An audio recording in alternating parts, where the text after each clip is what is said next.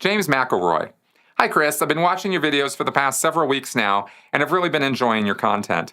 That being said, a few weeks ago, I found a Scientology program on TV called Origins of Thought, or something like that, and was curious to see if I would be able to recognize any of the terms/lingo I had learned from your videos.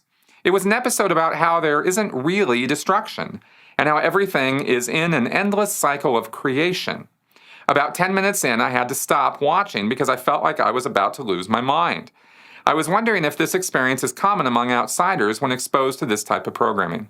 Hey, James, thanks for the question. And I know what you're talking about. I have not seen that episode, but it comes from a book called Fundamentals of Thought, which Hubbard wrote in 1957. And what he's talking about there, I'll just let you guys in on what this is all about, and then I'll tell you my thoughts on your question here. What this is all about is the cycle of action.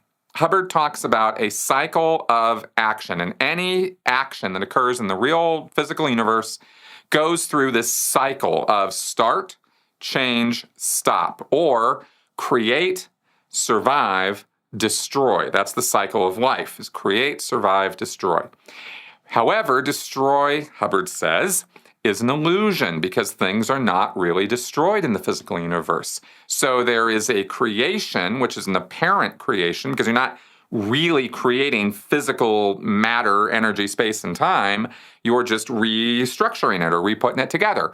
And then it survives, which of course is apparent survival. So it's create, and then create, if I'm remembering this right, is sort of a keep creating it, keep it going, keep thinking that the thing is there and it will be there.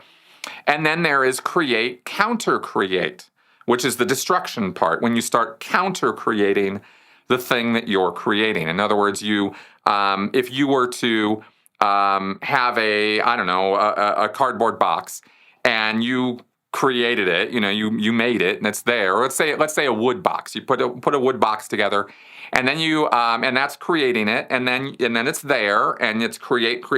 You're keeping it there. You're polishing it. You're maintaining it. You're taking care of it. You repair it if something goes wrong. And then there is eventually create, counter-create, where you either take a sledgehammer and counter-create the shit out of that thing, or some explosives, or you throw it away, or whatever you do. You're counter-creating it. You're deconstructing it in some fashion or another. That's one way of looking at this cycle of action or cycle of life. And this is what they were trying to explain, I guess, in this TV show, this Origins of Thought.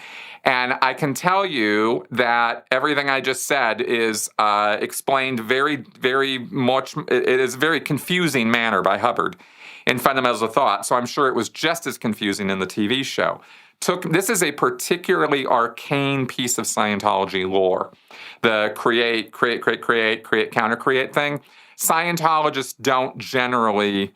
When they first read about it, they go, oh, that's interesting, and they get their head around it, and then they go, but they don't talk that way generally. They don't know think about things that way. That one is a bit down in the sticks a bit, as far as Scientology tech or Scientology methodology goes. A lot more of Scientology is a lot simpler to explain. There are a few parts of Scientology. This is one of them. The other one is the axioms, and some other stuff that's just really just like mind-numbingly crazy to try to figure out. And of course, after a while, after you come out and you look at it again, you realize that Hubbard didn't really know what he was talking about either.